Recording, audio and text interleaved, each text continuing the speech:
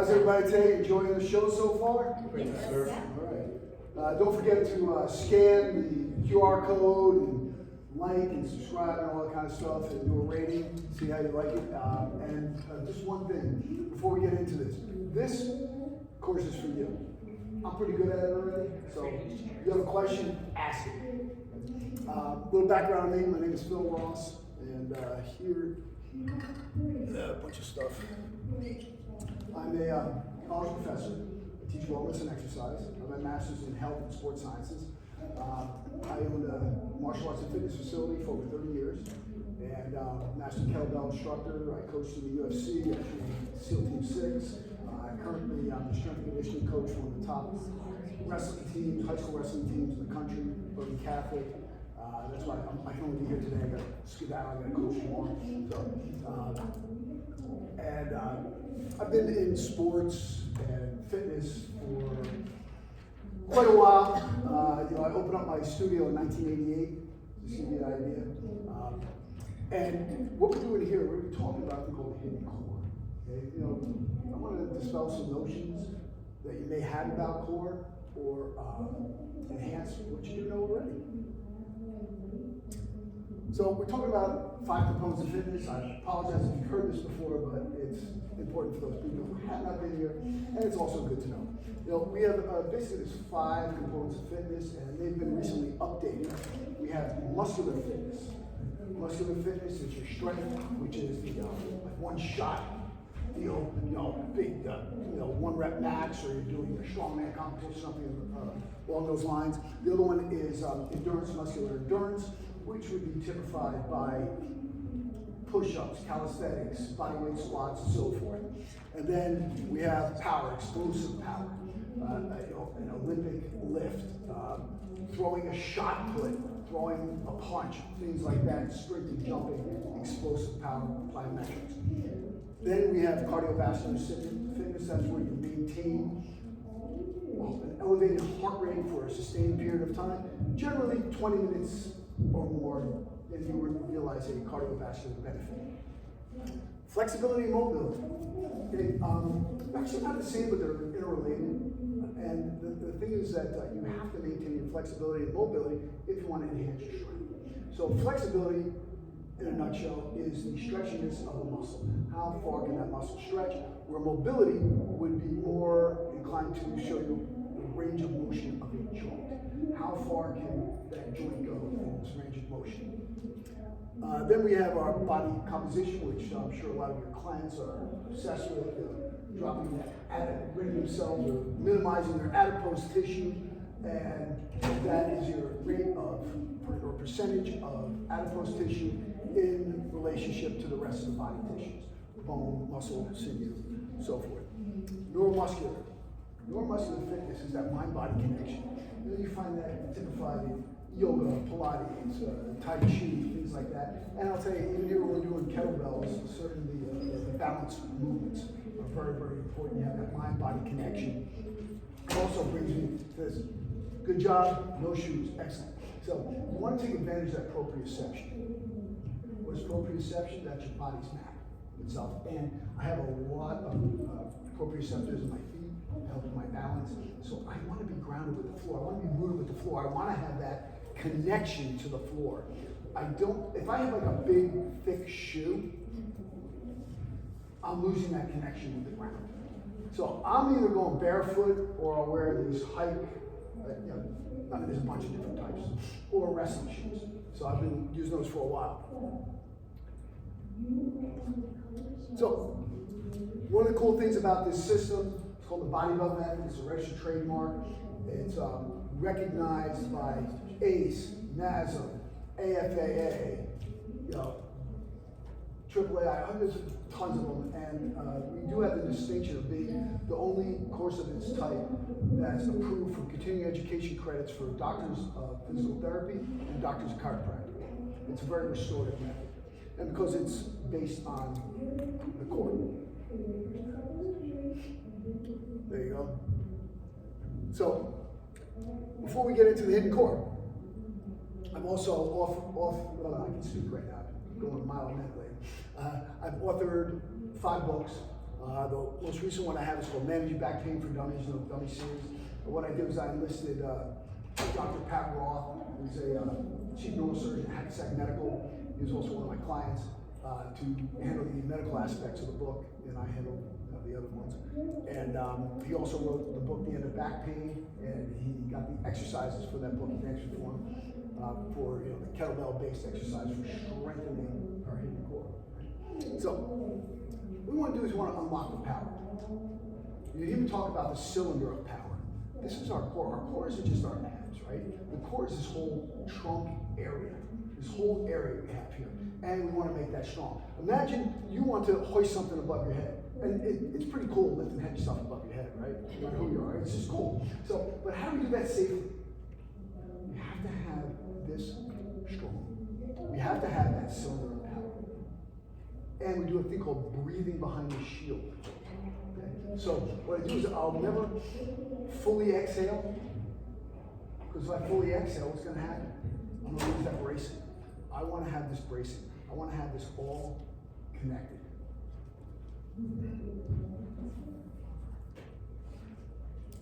So this will bring me to some of my sayings. You'll hear me say, neutral spine all the time. Matter of fact, I have shirts that say, they have on the top, cylinder of power. How do we create the cylinder of power? Neutral spine all the time. Squeeze the rhomboids. Pack the shoulders, engage the lat. Tighten the butt and tighten the gut. Okay? So if we do all those things, we're going to create that cylinder of power. So now we're going to move. So let's show you this little thing I put together. This was last year around this time, one of my clients said to me that, I have some clients that travel go over the world. And we do the movements. We're going to do them right now with the bow staff, 5 foot down. But I can't take it with me. I go places and it's not there. So I came up with this thing.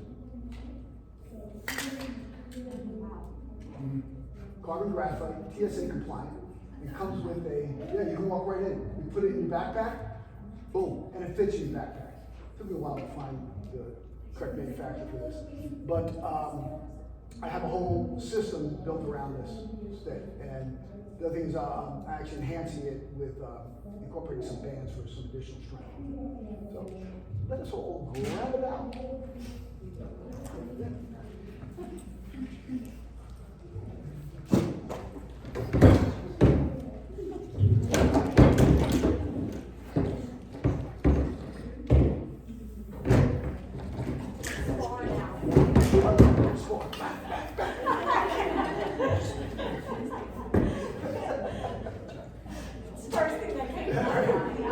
Honestly, it's how I developed this from my bow staff. Yeah. That's why I reverted to bow staff. Yeah. Being a martial arts for 50 years, you kind of. I was only there this moment. Here we go. So what we want to do here, guys, is maintain that neutral spine. How are we going to do it? We're going to contact 3 points. Okay. So I'm going to use my coccyx, thoracic, and the back of my head. Now, this is not passive. This is active stretching. And I'll tell you that I do this for the past 3 decades. I do this every single morning when I get up. And a lot of times I'll do it with a leading class or training a client. Why? Because it's awesome. It's stretching. Okay? So you look at it this way. Anybody have a cat or a dog? What do you have? I have 2 dogs. 2 dogs. What do they do when they get up from their nap? They just stretch. They stretch, right? Exactly. Why don't we do that? Why are we not stretching when we get up? First thing I do, I get up, I move. Sets the tone for the day as well, right? I feel like I did something. Even if it's this, you can do this in like 5 minutes. That's all it takes. But we want to be mentally engaged. We want to be purposeful. So, coccyx, thoracic, back of the head. I'm going to bend my knees, putting some pressure on this stick as I pull myself back, maintaining that neutral spine. I do not want to, if I go like this, my spine is not straight. If I go like this, it's not straight. If I go like this, it's not straight. Here. Now I'm straight. So we want to go down to about the 10 and 4, if you were looking at an analog clock. So, analog clock. You know what that is? I was hoping I had a crowd. I was hoping I had a crowd that wasn't just used to digital clocks. You know the thing with the hands on the wall? So pull down and up. So we'll start with 10 repetitions there. We're gonna abbreviate the number of reps right now just for time's sake. So I'm gonna take the dowel, put it across our shoulders here. So right from here now. Now we're gonna apply tension. Remember, we're actively doing this. I'll tell you folks, whenever I'm training, I wanna be very purposeful. You guys can move forward, get closer. and I make more space know, for the mic. I showered, I know, and this is my third one, maybe I'm a little stinky right now, I don't know, but here, we're gonna tighten up how tight we got, and we're gonna push on the staff. Now, like I was saying before, we wanna be purposeful. Every time I'm doing a repetition, I'm trying to get better than I was the time before. Do it with intention, and you will get better. Plus, it also makes it more interesting, rather than just going through the motions, right? So, pushing here, tighten, okay, kneecaps up into the quads, my head stays forward, like I do not move my head, I rotate around the spine. So try to keep the head 100% still. Looking forward, good. Intention, we keep your head still. Head still. Hey, almost. Mine is staying Head straight. still, head Yeah. just sits here, boom. No rotation of the head at all. And then right from here, we're gonna go side to side. Again, focusing on tightening, like that, tightening. Squeeze. Pushing against that staff. Knowing where our rhomboids are. It's all about the rhomboids. Can you point to the rhomboids? Okay, can I use you? Yes, you can. Okay. Why is it The right? rhomboids Do you want me are to right take it here. off? They, That's what I thought. they control the scapula. Yeah. Okay, this is our scapular region, these are my rhomboids. They're the support muscles. Thank you. Filet mignon. Huh? That's from filet mignon. Yeah. I think that's filet mignon, isn't it? So then right from here now, we're going to do the reach back. So we take the high hand and scoop, like we're doing a backstroke. And the tough thing is to keep everything taut. Push on that staff. Try pulling this stick apart, squeezing those rhomboids. We're actively engaged. So those kneecaps are up into the quads. Our core is tight. Squeezing. We want to have intention. Everything's deliberate. Excellent.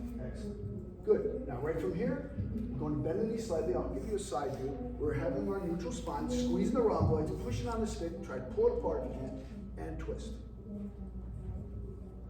This is the bent over twist. So the whole time we're reinforcing the notion of the neutral spine. Good. Right from here now, we're going to stand up tall, squeeze those quads. Your kneecaps up into the quads, and tighten up the core and pull the hips back like you have a big old tiger tail. Pull it back. And look at the floor and look at the horizon. Look at the floor and look at the horizon. Keep going. These movements are going to help us with everything else we have to do.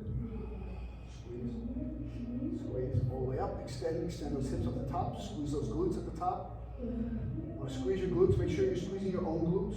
No one else. Okay? So. Good. So now we're going to come here. Watch what happens. You're going to pull on this, right? Look what happens to the chest. Boom. See what I just did? I'm packing my shoulders, engaging my lat. I'm keeping my shoulders away from my ears, no shrugging, right? When we want to lift something heavy, you don't tighten up like this. No, you go, boom, here. Remember that ears are shoulder points. Keep them far apart. Boom, here. Now, what I'm going to do is we'll start at the navel. Ah, nice. And pull. Ideally, you want to come to here. So my arm is level with my ear or slightly behind. Elbows are locked, pulling down. Chest tall, and up. Pull it apart. Lock those elbows, keep them locked. Another cue for that is to flex the tricep. And up. Good. And lock the elbows and go side to side. So you want the elbows really locked, like 100%. My Not here. shoulders are Boom. still trying to hold my shoulders. Yes. Pack those shoulders. You want to take here, just stop for a second. So, how many people have hurt their shoulders or work with someone that hurt their shoulders? Here's, How many people hurt their lats? I just happened right here. I feel more like that. So the thing is, why don't you hurt your lat? Because it's a huge muscle. It's a big muscle. It's big. It's very big compared to the small little muscles in the shoulder. So it can take a lot of load. So what we want to do is we want to focus on loading that. Load that. And we're going to do that by packing the shoulders and engaging the lats. And we want to have that mantra in your head all the time. And that contraction of the rhomboids is what's also going to help keep your spine straight. Because if you look at it, you have 3 support muscles that run all the way up and down, called the erector spinae, and then you have smaller ones called the multifidi, that you connect 2 to 3 vertebrae. So we want to get those support muscles engaged the whole time. That's how we're going to maintain that integrity of our spine. So we did these, right? Okay, now we're doing these. This is a very small movement, it's not a big movement. Generally, we'll hit 20 repetitions, start burning up those shoulders pretty good, working on those stabilizers.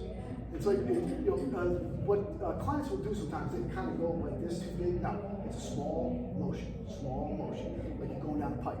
Good. Now we'll palm up, palm down, back those shoulders again. Now, as opposed to really pulling on it, we're gonna push into it now. So now I'm, boom, pushing in, taking it into my back, elbows are locked. And we go from the horizontal position to the vertical, just the vertical, no farther, and then come back. Dial in, pushing in, lock those elbows.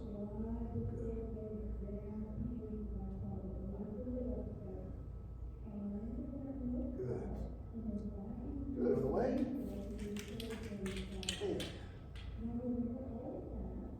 And lock those elbows. Really focus on squeezing that tricep and taking it into your back. Feel it into those rhomboids. Good. Now, behind. Now here, what I'm doing here, I'm going to roll this up. I'm going to extend my arms, lock them, roll, and lift as high as I can. No shruggy, pack. And up, and pull. This is a very active movement. Rolling and pulling. Rolling and pulling. Rolling and pulling. Good. Now, next one we're going to do, I'll stay in this position. We don't shrug. Clients are going to want to shrug. Don't let them. If they do, just hit them with your stick. So, what you want to do is pack the shoulders here, bend the elbows, pull the hands apart, and squeeze the elbows together. Engage those rhomboids 100%. Good. So again, normally we do 10 repetitions. And don't worry about having to remember this. It's up on my YouTube channel. So here, we have the last one, number 13, overhead squat. People are going to want to bend forward on it. Don't let them. So even if they can't go down super far, don't worry about it. They'll get lower and lower eventually. But you want to keep this here. I don't want this bent forward at all. 100% straight, locked out, dialed in, and pull myself into the squat and then up. Pull myself into the squat and up. And the closer you put your hands together, the harder it is. Now, if you have someone that's bending forward a lot, let me jump in here for a second. If you have someone that's bending forward a lot, come by the wall. And do it facing the wall. Okay? They won't be able to bend forward.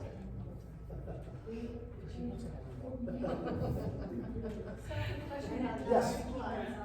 Hold on, we have a question. I Yes. don't know where I saw this, but there was an explanation that some people who bend forward in a squat, it has to do with the ratio of torso to quad length, to that some people, because of the balance of their body. So I wonder if you've seen that. Okay, here's what I'll tell you. Everybody is different and everybody is different. So what works for some won't work for others. But the basic premise is just have them go as deep as they can go with maintaining a neutral spine. The other thing is the squat issue may reside in the ankles. So you want to put them through a full diagnostic test. I mean, I'm FMS certified, so I put them through a screening, and this is actually part of my screening I do. So as I'm warming them up, I'm seeing where they have some asymmetries, where they have some weaknesses and stuff. So I not only use it as a warm-up, but it's a method for me to evaluate them. But it's a part of it from FMS. But yeah, you know, people have different quad lengths. Like here, we're watching the Olympics, right? And I'm walking, my wife's watching, I'm watching, kind of busy. So, walking, I see this Japanese snowboarder. Okay? And I go, oh, no one's gonna beat her. Japanese gonna win. I looked at it 2 seconds. She's like, how can you say that? I go, listen, the way that Asians' bodies are built, they are more adept at doing this type of, this type of sport. And guess what? All 3 people that won were all Asians. And I'm like, see? It's because of the like you're saying, the femur to trunk torso ratio is more applicable to that particular sport. So, you know, this is what it is. Everybody's different, everybody's different. Great question. But there's still, yes? You have a slight external rotation when you're doing your squat against the wall. Is that, or was it just you? I mean, you have them out just this bit. Oh yeah. I put my feet out a little bit so I get my hips open a little more. Okay. Yeah. So when we have clients like that, is that a better, especially the ones that. It's harder to keep your. It's a little bit easier to do when I get a little external rotation. When I'm trying to But does that help the people that? It'll help them get down lower. Yes, it'll help them get lower. Okay. And then eventually, what we'll do is then we'll go with the feet straighter forward. Okay. Yeah. Always straighter forward. Okay. Good question. Yeah, that's good. Like that's why I have people start with a goblet squat. Yeah. Okay, helps them get that depth. Great question. Any other question on it? Okay, let's go over some kettlebell safety. We talked about squeezing the rhomboids, right? So we all know where our rhomboids are at, right? So actually we can put the staffs away for now. So grab yourself a kettlebell.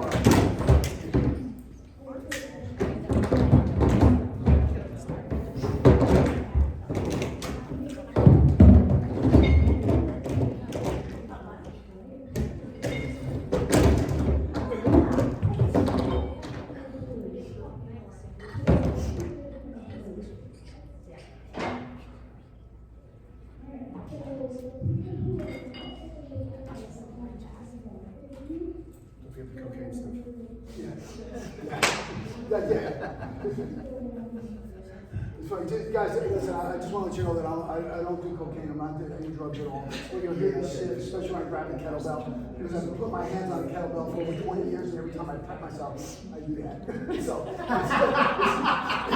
it's a response, guys. You can hear me say it. Just to let you know, put it out there right now. So, I would recognize that's what it was. So, now that we have an idea where our rhomboids are, right? So let's do something. So first, I just want you to squeeze your rhomboids together, right? Squeeze them, crush them. Now, bend your knees and bend forward. What did you not do? Everybody did it right. Abs. And then I released my abs. Okay, I couldn't see. And the one thing I could see was nobody bent their back. Oh, yeah. Nobody bent their back. Yes. Oh, you're So, right. yeah. I don't know, I just kind of came up with this one day years ago. And I was kind of psyched because the guy who wrote the book with me, this guy is not one of the smartest people in the world. And he's like, I learned that from him. I'm like, oh, cool. So what we're doing here, we're contracting this, right? So when I squeeze these rhomboids, I have to actually think about rounding my low back. Why is that? Because I'm maintaining that integrity in my spine. I've engaged my back. So this is something you really want to impress upon your clients. Good. Tighten the butt, tighten the gut. Boom, boom, boom. So, you can get kyphosis and lordosis and so forth, right? So this helps against that over curve in the spine. If you run like this, ever see people like this?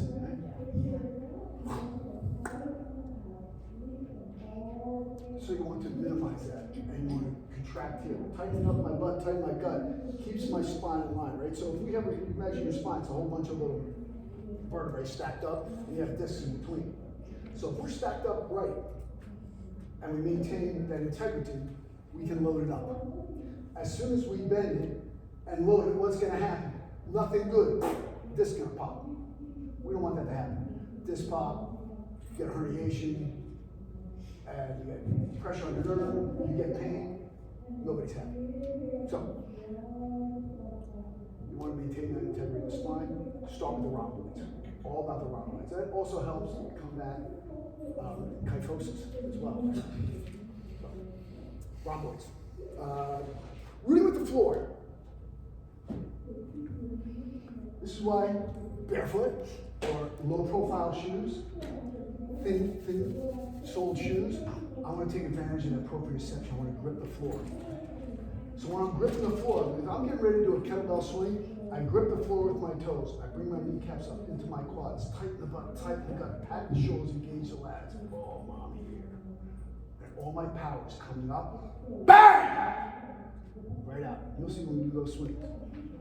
Called elegant violence. No. Kettlebell safety. First, I will tell you, there are all the parts of a kettlebell. You have the base, you have the bottom, you have the handles, the horn, and the handles. There's the handle, there's the horn, base, bottom. That's all you need to know. That's everything. Now, as far as safety goes, remember that this is a ballistic tool. So it can have great benefit, but it also can be dangerous. So we want to make sure that we have everything dialed in properly. If you're going to lose it, you lose a rep, just step back. So that means you don't want to have any kettlebells behind us. And we want to know our target and beyond, right? So we want to know what's in front of this kettlebell, make sure it's safe there. And always, you never want to swing kettlebells on like a mountainside or something, even a surface like that. So you want to be able to root with the floor, tighten the butt, tighten the gut, maintain that neutral spine, engaging all of these different aspects. So that's why I repeat this over and over again. And when I'm training, I think of all that stuff. But now I don't have to think of that much because I do my little cocaine habit.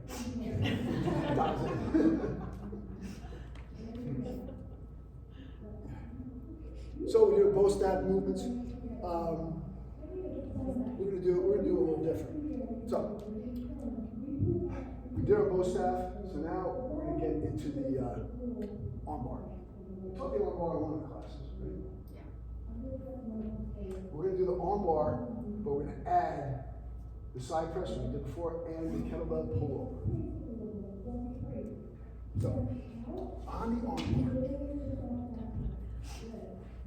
whenever we get to our position with our kettlebells, always want to protect our shoulders.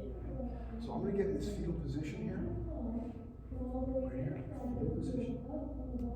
Overhand. I don't go like this. No bueno. Not good for the shoulder. If I'm here doing something, this is a submission hold in jiu-jitsu.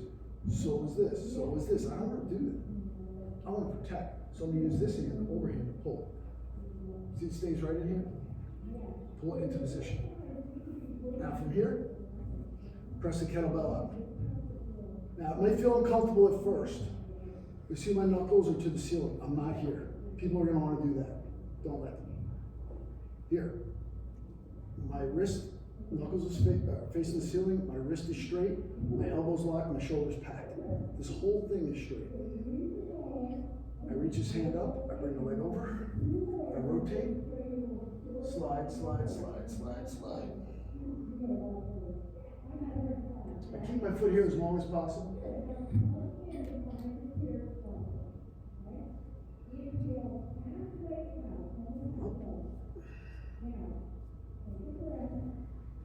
Now, I have two ways to move this bell. Never cross my body. Even if it's 10-pound kettlebell. 10-pound kettlebell falls on your face, how's that going to work out? Not good. So you either can bring the kettlebell around your head or flip like that. This one looks cool. So I'm here, press. Creep, creep, creep, creep, creep.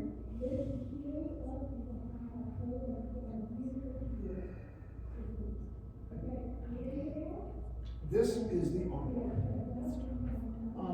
Stabilize shoulder, opening up my hips, taking it all through my core.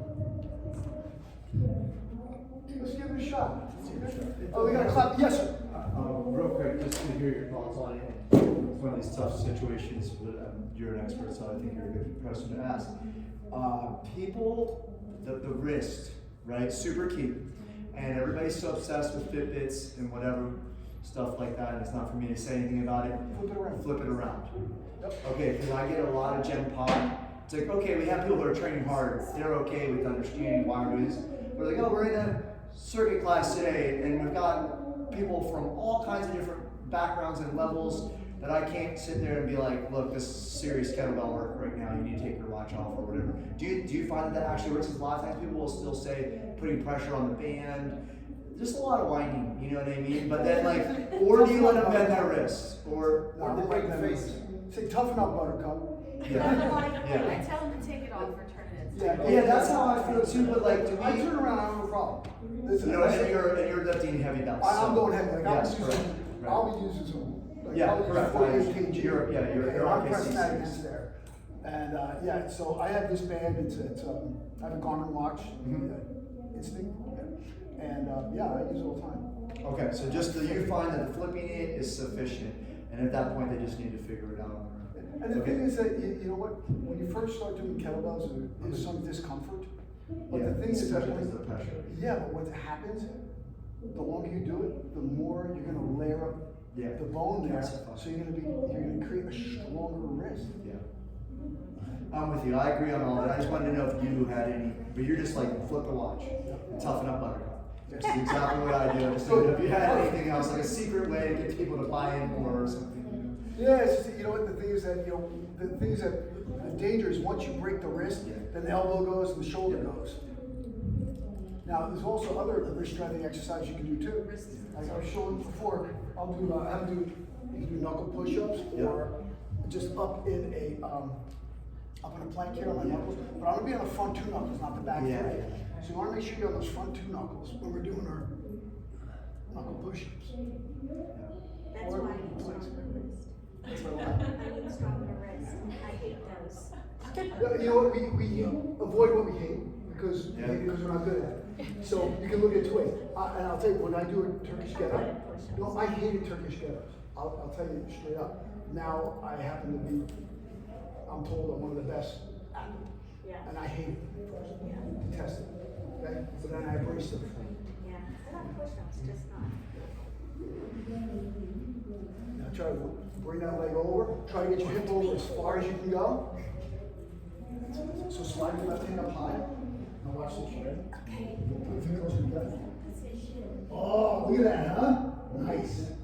Are you keeping your Slide the gaze hand up. up to your hand, or does it matter where your gaze is? I'm sorry? Do you keep your gaze up, or do you? No, I relax my head. I relax my head on my bicep. Okay. Yeah. So try to straighten that wrist. Yeah. Bring the leg over. So try not to push. Guys, try not to push with your foot. Try to lift it. So we're working our core here, right? Yeah, we don't want to lift that leg up and take it through the core. Okay. You feel that now? Yes. Yeah. Now slide your hand up high. Keep sliding. Keep sliding. Keep sliding. Keep sliding. Lock that. Good. Now you ready?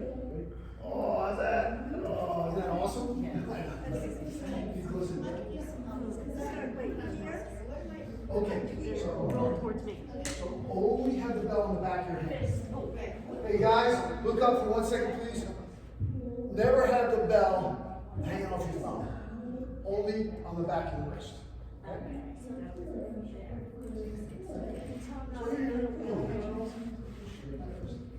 I'm sort of glad I came. Make me one.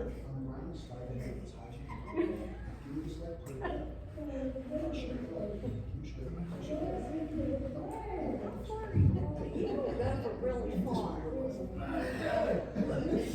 This one here. Keep this here. Rotate. You think about rotating? You can go for pretty far. Bring your leg close together. Wait, maybe this needs to be better. This here. Keep that. Relax your head. Keep this locked. Now bring your shoulder to the head. This one. Yep. Go slow. Slow. Okay, go. Go first. No, feet there. Yep, keep it right there. Yep. Into the feet. Bring that leg up.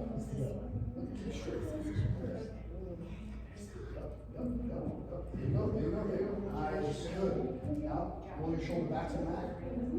Hold it, hold it, hold it.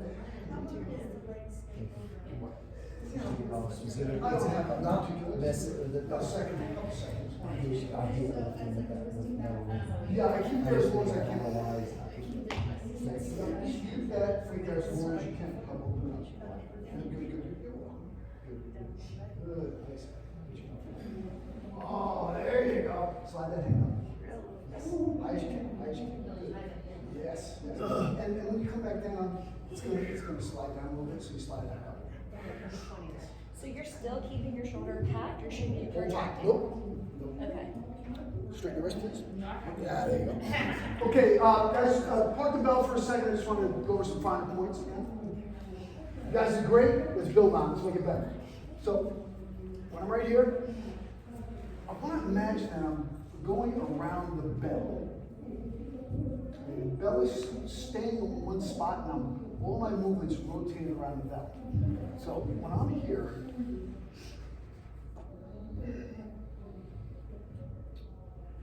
I bring my leg up. I bring it close. I'm just keep my head up so I'm talking, but I'd have my head relaxed here. This hand, as I roll over, is going to creep up as high as I can go. And this hip's going to come to the ground. So if you see where the bell is, the bell pretty much stays in the same spot. I keep my foot here as long as I possibly can. Helps open up the hips, and then I bring it back. I bring my leg up. I'm not driving off the floor. I bring my leg up. Where am I feeling that? Right? Rotate around the bell. I wasn't doing that. Yeah, I think I was trying more. Trying to get my chest out a lot, so Yes. Straighten the wrist. Straighten the wrist. Knuckles to the ceiling. yeah, There you go. okay. Knuckles to the ceiling. Just remember knuckles to the ceiling. Okay, okay. So you want to grip that bell. There you go. And then bring this. Right? Yep. Feet close together. Yep. Now drop your hip to the floor. Keep going. Keep going. Pick the other hand up. There you go. Keep going with that hip. You got more? You got more? I'm trying to keep my arms straight now. Straight wrist. Straight more. There you go. Good. Now bring the weight back. So yeah, let the shoulder come back to you. You started. That's why I didn't say anything. The shoulder start. Bring it back. Keep the foot there. Bring the shoulder back. So keep your foot where it was. Right. Here, Yep. Now bring your shoulder to the mat. this, The other way. this way. Now come back. No. Now bring your foot back. Start. Oh no. All the way. Lay your back. Okay, oh, lay on my back. Yeah. No, the starting position. Okay. So here. So I'm starting here, right? Okay. Here's where I'm starting. I bring my leg up. Okay. I rotate. I keep my foot there as long as I can. I bring my shoulder back. I start with the leg and I end with the leg. Keep that very straight. You want to have that above. Keep it here. That's it. Keep it there. You don't want it to come here. You want to keep it here. Straighten your wrist. Straighten. Oh, this way. No, you're actually pretty good right now. Yeah, but I was over flexing. that's it. Keep rolling. Slide the left hand up. Roll. Slide up. There you go. Nice. Now, bring the shoulder to the mat. Keep the foot there as long as you can. The shoulder. Keep the bell there. Just bring the shoulder back. No difference? No. Now we'll keep this bell here. Just think about it. You're rotating around the bell and sticks. Are you supposed to keep your eye on it even though it's back there? You know what I mean? No. You keep your eye out as long as you can. Okay. Yeah. You don't I want to find clean that when I your take my eye off of it though, it starts to feel like it could. This will be a little more, just to see. That's what I mean, I look back there. Okay. Hey Phil, Yes. how about any cues for where the foot is in relation to the other leg? Is like parallel to optimal? Yeah. Or maybe not optimal, but if you do its most advanced position is if your legs stay fully parallel and your arm is fully perpendicular to the floor. Yeah. So the more I Ideally- reach it out to the side, Yeah. the easier the access to the range is. Or Well, actually, the only thing is that you're not going to get your hip over enough. If you're like. It's gonna, yeah, it's always gonna get stuck here. Yes, So I yes. can't. Yeah, there you go. and That's ideal, and then yes, up, right. 100%, Okay, yes. I got it. So you sort of adjust it as you go. Yes. If you keep getting more range of motion through your hip flexor, your glute and low back. Yeah. Cool. Yep. Awesome. Yeah. Now this exercise is called the kettlebell pullover. And I want you to remember these words. Sometimes, always, never. Sometimes, always, never. Maybe you remember that from school. So, sometimes my thoracic will be off the ground. Never will my lumbar spine be off the ground. And always will my head and the kettlebell be off the ground. Sometimes, always, never. So when I'm coming down here, I want to pretend as if I have two bolts going through my hips and they're holding them down, pinning them through the back. So when I'm right here, also when you're gripping the kettlebell, everyone's gonna do this. You want to extend your fingers like this and have your hands like this. You'll see the bottom of the bell will be facing away from me all the time. The bottom of the bell will be facing away from me all the time. So I'll be right here. See where my lumbar spine is pinned to the mat. It does not come off the mat. It's bolted. Inhale. I go back as far as I can without breathing. If I go like this, guess what, guys? No good. Okay? So when you're here, I have to keep my hips pinned. Come up. Squeeze. I still keep my lumbar spine on the mat. I inhale. See how it's pinned to the mat? Come up. Hold. Pause. No momentum. People are going to want to use momentum. And squeeze it up. I chunk this. Inhale. Up. Hold. Keep my shoulders packed, right?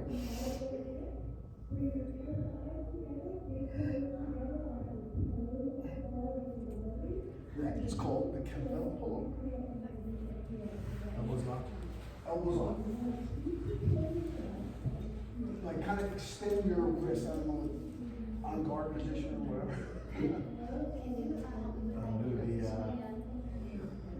That actually. Right here. Flip it. Yes. So when I put down, my knuckles are to the ceiling, they're not here. No, over here. This one here, yeah, that's what it's one. Head up or down? Head up. Head up. Remember, the head never touches the floor. So we're always up. So let the hands go back. Okay, so you see the gap there? Go like that. So come up a little bit. So come up a little bit. Have this planted on the ground. Right, keep it there. Keep it there. Keep it. See how you flex your upper body's off the ground? You want to keep it that way. Okay. So now let the kettlebell go back, but keep these abs taut. Yeah. And then hold, now sit up, partial sit up, right. Now go back down. Feel that? Yes, so I'm staying in this time. Yes, you're keeping time under tension. There is tension the whole time we're here. How many reps would you do? I'm sorry? How many reps would you do? 10 repetitions. So I think what you do, you do momentum. Some momentum. Squeeze. So right here. Yeah. No, bottom of the bell is facing away. Every time they're facing away from where. When you go here, it's like facing away. So facing away from your body. Is that you're gonna go like this? Is that what you're saying? That's a good little thing. But your extension of your hips is closer. Yeah, I don't. I gotta say this shit feels so good in your shoulder. It clicks like every 5 seconds. People keep your It's upper so body good. up off the mat. Yeah, you feel that now, huh? Yeah. Keep your upper body off the mat. You have time and tension. And squeezing. Your core's not hitting it anymore. I was looking like I'm someone sorry? that wasn't gonna, and I was trying to move. Stay. So Hold it. trying to Now move squeeze. forward, you know, Come back. that's right. Keep looking at my floor. Pause and up. Yeah. How? Well, it's back to shoulders against right. That's why before every workout, I do that routine. What does that do? That reminds them to keep the shoulders packed. That's what that exercise is. Yeah. They went to keep up, so I always do that at staff. Even with the feel like pulling and how Yeah, squeeze it. Yep. Rip the hammers apart. Yep. How about the breath for this? Okay. We'll go over that. We'll revisit. Fine tune it a little bit. You guys are doing great. Let's just fine tune it again. And remember, look, it's okay to keep saying these things to yourself. Sometimes I'll present. I'll repeat them again. And we'll do the breath. Okay. And you can also test this out by putting a towel behind your back and having people pull it. That should not move. That towel should not move. You want to be pinned. So I don't want any of this in my back. My lumbar spine is glued to the mat. Okay. So, right here. Anybody got a towel? Sweatshirt. Awesome. So what I want you to do, we're gonna put this, you're gonna tug this out from behind. Let me put it down here, right? Over here. As I'm doing this, I want you to pull on that towel, okay? So watch, because this thing's gonna be pinned. Let me start pulling it.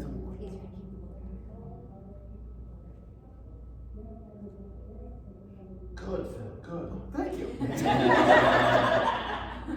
Boom, so I'm here, inhale. Come on, give it a good yank now. Exhale. Inhale.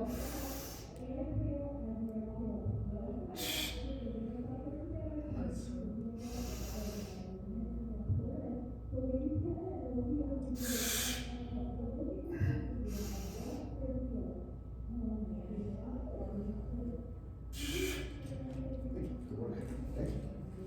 So you want to pin that to the mat. I mean, I'm really imagining that I have two bolts going through my hips and keeping them on the ground. I'm getting all that back pressure. You see how we're accessing the core. Now, when you do this, when we did them right, you're like, oh my God, right? You felt those, right? So you're really accessing the core that way. Good. Any other questions on that? Good. I'm gonna go over some rows. I have a special, kind of like a pet peeve. I don't know if you kind of get, sometimes I'm a little sarcastic. So I have, if you go on my YouTube channel, you'll see that I have your bench press is BS, your row is ridiculous, your press doesn't impress me, your squat sucks, and your deadlift is dumb. What I do is I did different exercises. Now look, I'm not particularly against deadlifting or anything like that, but people just don't execute proper form. And bench press, how many people really need the bench press?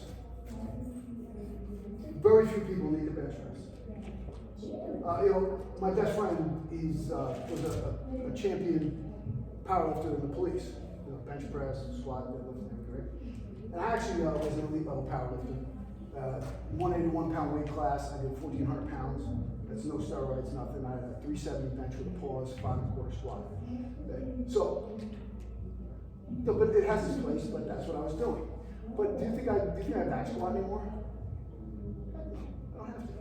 I'd rather front squat. I'm bracing the whole time. Nothing against the back squat, but you know what? I'm 63 years old. I don't know, back squatting is great for me.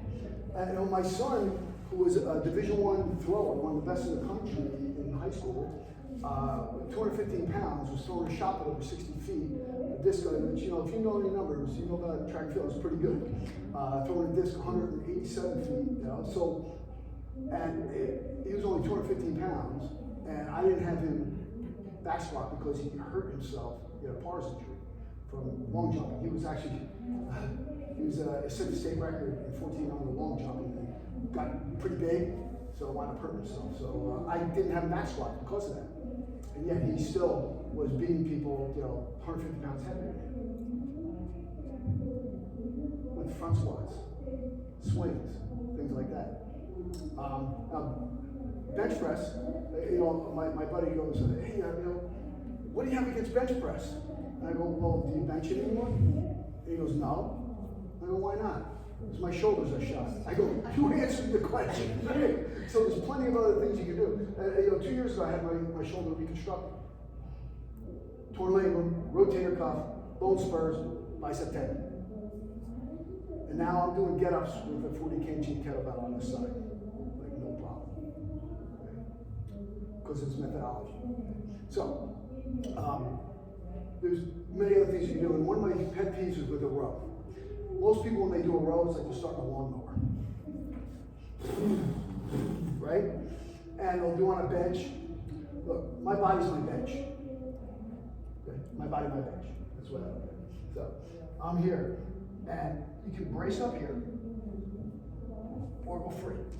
So this is my bench. So what I'm going to do here is I'm going to grab the belt.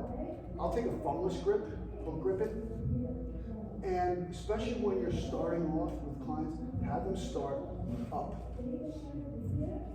Have them start from this position. Because if I start bent over, it's very hard to row properly.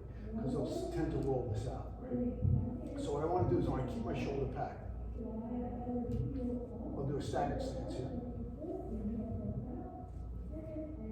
Full rotation, 108. Boom. Locking it in between the floating rib and the hip.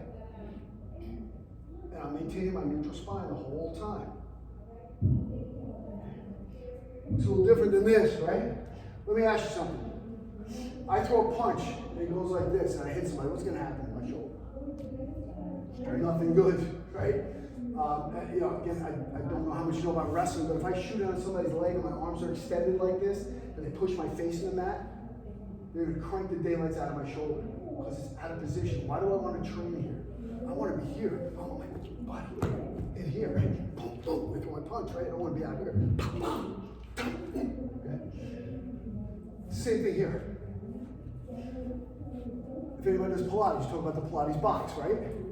You have everything in the box. Outside, I don't want it there. I'm extended. That's not going to be good for me. So that's why I really emphasize this packed shoulder engaged lat. Now, is that part of the core? Yeah. Right? Okay? People don't really think of it like that. But this is all core stabilization that I'm doing. Through my trunk and through my back. So, this is one. We have a staggered stance. We have a squared stance. We got dual bell. We have feet closed, dual bell. See where my hands are? My hands go past my knees, but I don't do this. I'm here. See that position I'm keeping? Yes?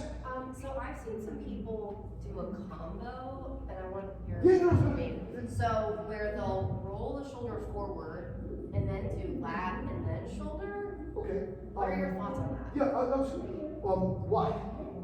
That's why I'm asking. That's what I'm saying, why? So what they've told me is it engages their lats more. And I'm like, okay, if you engage the wrong way, then Yeah, you have something to say that? You go first. Okay, thank you.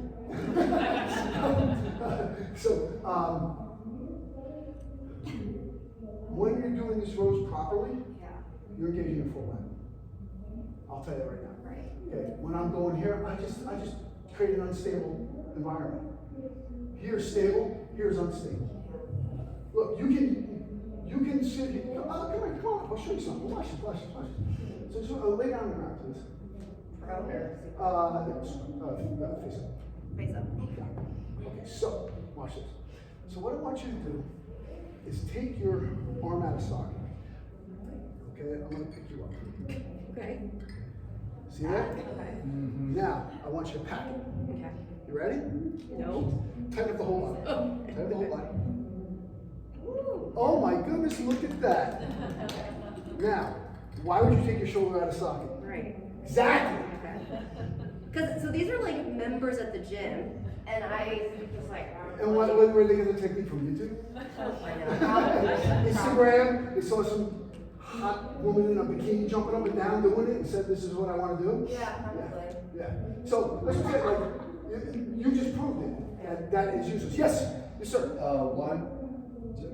It's kind of one of those ideas of what is the outcome that we're seeking. So I'm not in physique world too much, but adjacent to it in certain elements of people that I train with and stuff. And it's common with physique training, meaning people who want to sculpt in a certain way, that they will lift like that to get more definition. So they'll work through a full range of motion, and they'll work that fiber from all the way stretched, all the way pull, and they'll get more time under tension and through an increased range.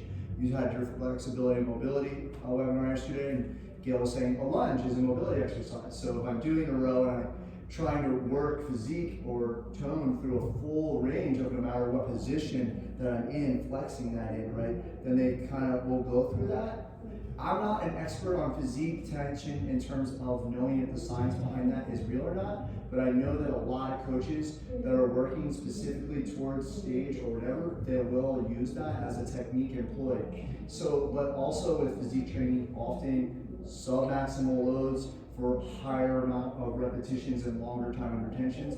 Phil's sitting here naming off all these big, he's doing 80 or 40 kg bells on whatever. He's not sitting there and trying to like say, oh, can I make my rhomboid pop? Not that he's not jacked and not sculpted, but you know what I mean? He's not looking at it like that. He's looking at it max loading, safety under these intense positions, right? So these people are on a cable machine a lot of times.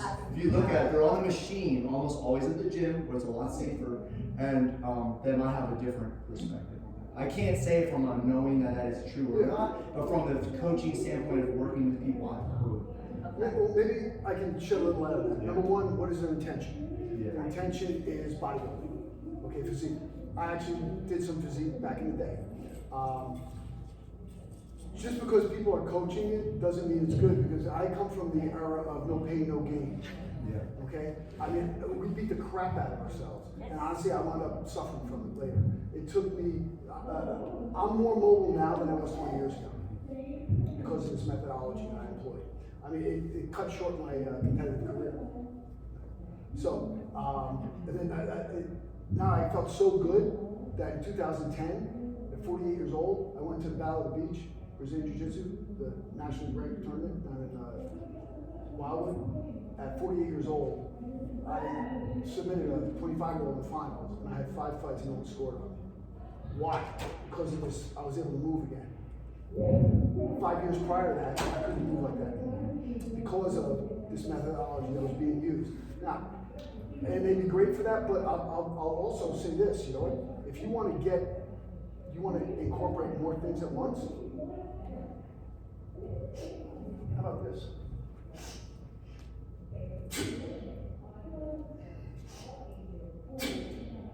You want to do time under tension?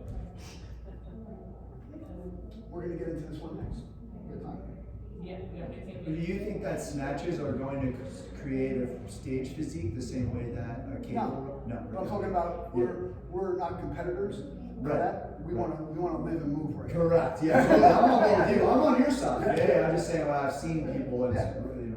And now here we're talking about time under tension here. 1, 2, 3, 4, 5. 1, 2, 3, 4, 5. 1, 2, 3, 4, 5. 1, 2, 3, 4, 5. 1, 2, 3, 4, 5.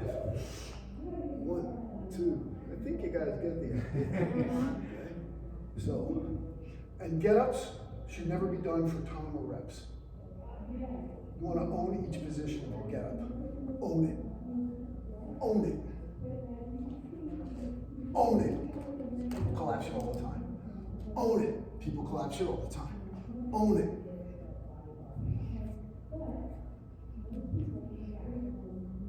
Time and attention. Okay, so the thing is that again, the intention, what's the intention? I'll tell you honestly, I believe that I can get just as ripped as a bodybuilder, if I so choose. Which is, with doing these exercises like this, I prefer the multi-joint compound movements. Does it have its place? Yeah. I'm not a bodybuilder. Are you a bodybuilder? No. That's what I'm saying. So, but the thing is, you are opening yourself up for injury. When you extend the joint and then you load it past here. That would be the same thing if you're doing a squat. Let's say I'm doing a squat like this. Okay. So here's a good squat, right? What about when I do this? Oh, that's hard on those knees. And that's terrible on my back. Okay? So did I go on a full range of motion? Right? But I'm compromising my integrity of my movement. So I want to have everything lined up properly. When I extend beyond the range of motion, make sense? Yeah. Good stuff. Did I show you all the rows? I showed you some, right? Let me show you a couple more. Yeah. Okay, so we did a single arm row, skewed, right? We did square, we did dual bell, right? And you showed the static. I like this one in particular because time under tension. Watch. Start them up here. Here. 1, 2. Pause. Pause. This is my rest spot. It's up here. Pause here. And that helps keep the shoulders square the whole time. I'm sorry? Are they gorilla rows? I call it the gorilla. Oh, I call static rows. So, okay, just. Nobody taught them to me. I just came up with them. And the reason I came up with them is for jiu-jitsu and wrestling, because you're holding someone down to move this arm. And you didn't put them on the ground either. And the gorilla row is usually when you're on the ground. You push and pull. Well, I they- think it's semantics. That's You know, what I told technically them. you're holding it down. So, This yeah, is different because you're yours holding are it up. stacked. Yeah, I keep my rhomboids and lats engaged the whole time. Yeah, that's different. Okay. Right, and the other one is, of course, the renegade row, which most people shouldn't do. Why? Because I'll show you why. Okay, here. Here's what most people do on a renegade row. Yes. Okay, you just blow it. You just blow it. Look, you want to have your hips and your shoulders in line. You want to be in a perfect plank when you're doing it. So I'm pushing it to the ground. Here, I'm pushing it. So if I'm going to lift this belt, this hand's going to push into the belt, this hand's going to push into the ground, and I stabilize with this leg. You should have no movement between the hips and shoulders. This is a core exercise. So if people can't do it, you know what? It doesn't make them a bad person. Start with something else. Just start here. This is how I learned how to do this. Here. Start with this. Learning how to shift on one side. We'll shift in that all the time too. Yeah. Well, that's when you take that stick back. Huh? It's modified for somebody who really is knees down. I'll never do knees down. I'll never do knees down. For a Why? part time. Nope. You know what it takes them 2 years later, guess where they're gonna be? Knees down. On their knees. Watch. And I'll do that with the push-up. Okay, so watch what I do on a push-up. Never change. Check this one out. Okay, I call this a loaded push-up. No, we're not gonna drink and do push-ups, although that's a lot of fun. So, and the way that I came up with this one was good. In kids class, I was teaching a lot of kids in martial arts, and their push-ups were, here. Right? And every iteration in between, right? So I said, you know what, and it was, I was thinking about it, I said, you know what, you're in gym class, first day of gym class. Okay, we're gonna do push-ups. Yes, sir. Down. Okay, down. Wait a minute. You said push-up, why am I going down? Makes no sense. What are people missing in a push-up? And glutes. It's like those things they're missing. The hidden core. Tension. They have zero tension. We need to develop our tension. I'm right here. My knees are off the ground. Oh gosh, where did we come out of that? Squeezing my knees up into the quads. Where did we hear that before? I'm rooting with the ground. Hands out to the side. Tighten that butt, tighten that gut. In here, hold it here. Don't put your hands down yet. Go up. Come down. Go up. Last year I was doing a seminar for a middle school, and one of the teachers, she's like 40 years old, said, I've never done a push-up in my life. She's in front of the whole audience. I go, come on down, you're gonna do one today. She hugged me. First time in her 48 years she's able to do a push-up. Let's give it a shot. These are good to do, eh? Just, I'm right here, I'll go over one more time. Yes? Is it worth doing it if people kind of like do the snake on the way up? You know, because And then they're not tensioning. can everyone do it though? Like even the weakest people in a class? What I'll do with them then, as opposed to putting them on their knees, I'll put them up on something. Oh, okay, Start here, okay. okay? I'll make the angle less and less severe. Okay, so let's go, arms out to the side, hands off the mat, squeeze those round legs, toes on the floor, toes, yeah. Push, now bring the hands in underneath the shoulder, don't put them down, don't put them down, now go! Well, your toes on the ground. Yeah, I have your toes on the ground. I did. Oh, okay. So give it a shot. Again, breathe in, and then go. There you go. Breathe in and go. Tighten up. So you lost your tension. Yeah. So you don't want to lose it. You want to keep that tension. That's why. I got one. There's one more than you did yesterday. How do you know? I'm just giving you a guess. Am I right? Yes. There you go.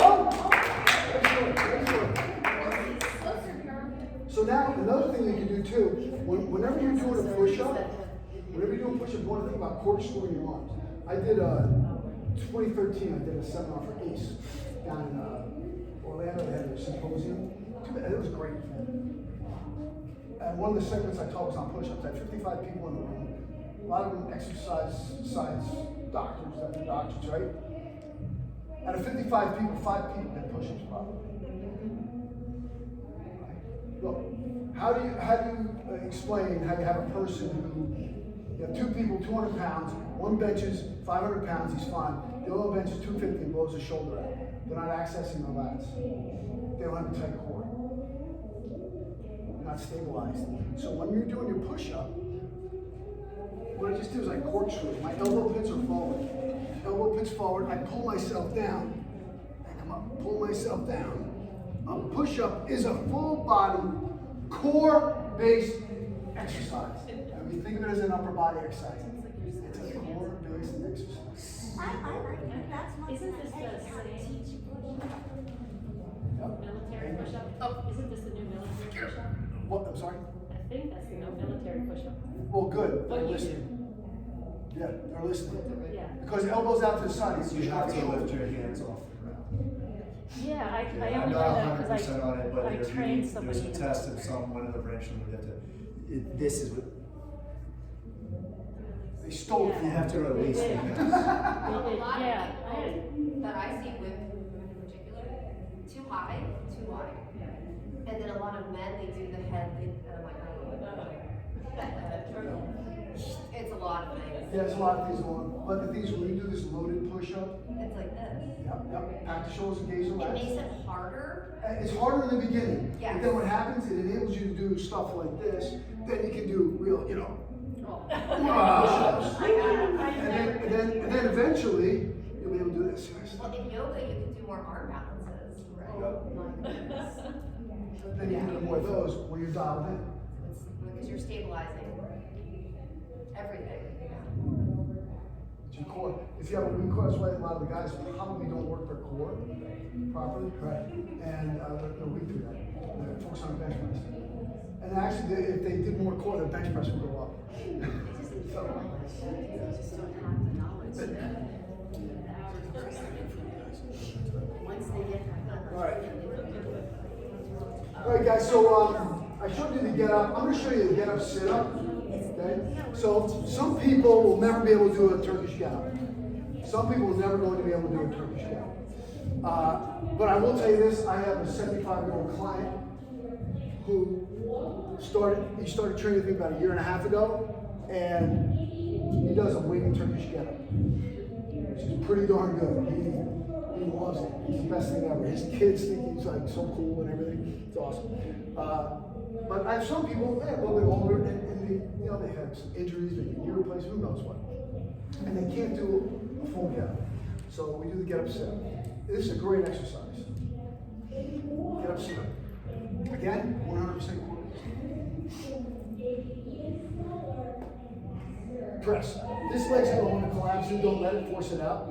Karate chop the floor, just like on the get up. My knuckles into the ceiling, my wrist is straight, my elbows like my shoulders back. And I roll. You should call it roll up, but I didn't make it up. So take credit. So roll back. And up. Roll back. And up. And now you want to get a little chest in here. Press. Pause. Roll. Pause. Down. Pause. Pause at the bottom. Every movement you pause, you choke.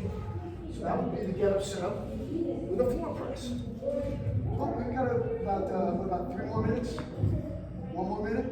Okay, awesome. Why are we different? What is the difference? I heard saying sit up versus roll. Why are we? Is that just semantics, or not understanding why? Why? Okay, because they call it a get up, sit up. I didn't make up the name because I think you're rolling up. Because you're not really sitting up. You're rolling toward that opposite foot. So I'm rolling toward, see, you're rolling toward the opposite foot. Right. Yeah, yes. What is it? I didn't Yeah, call she's it. got it now. She was trying to sit up first, now she's. You're rolling up. Can I see what you were doing before? Because I want to She's know. just trying to sit up. I did She's that. trying to do like a straight. Yeah, I did. Oh, so you're saying more straight up versus an angle. So- Okay, so it's like a barrel roll, not a curl. Okay, I'm understanding now. It's this to the side action, it's diagonal. Yes, it's going Yeah. across. Transverse Plane. I wasn't understanding. All right, I got it. I was trying to understand what if I said that, what would people misinterpret? And I want to know because I'm used to the right words. I understand it's off to the angle, 45. Got it. Thank you. You're welcome. Good. Hey guys, I know we gotta wrap up. I had fun. I wish we could keep going. I got a lot more to share. If you guys want to get in contact with me, pretty easy to find. If you look up Master Phil, I'm on everything. Master Phil Ross. I'm on Instagram, YouTube, all that kind of stuff. If you want to talk to me after, I'll be here for a little bit. I got some books, got Back Better books, got seminars and workshops coming up. Definitely at least go onto the YouTube channel. I have over 1,000 videos there, and everything's segmented off. There's kettlebell, there's self-defense, there's rehabilitation, a whole bunch of stuff. And just use it and spread the wealth and the knowledge and the love about being in shape, being fit, being healthy. Question. So I have my HKC. Huh? Yeah. Now, do you do the AKC training? Like, do you like my AKC? offices? I have bodybuilding. HKC. Yeah. But I haven't went for the You're next thinking one. RKC? Yeah, Well, RKC. RKC's gone.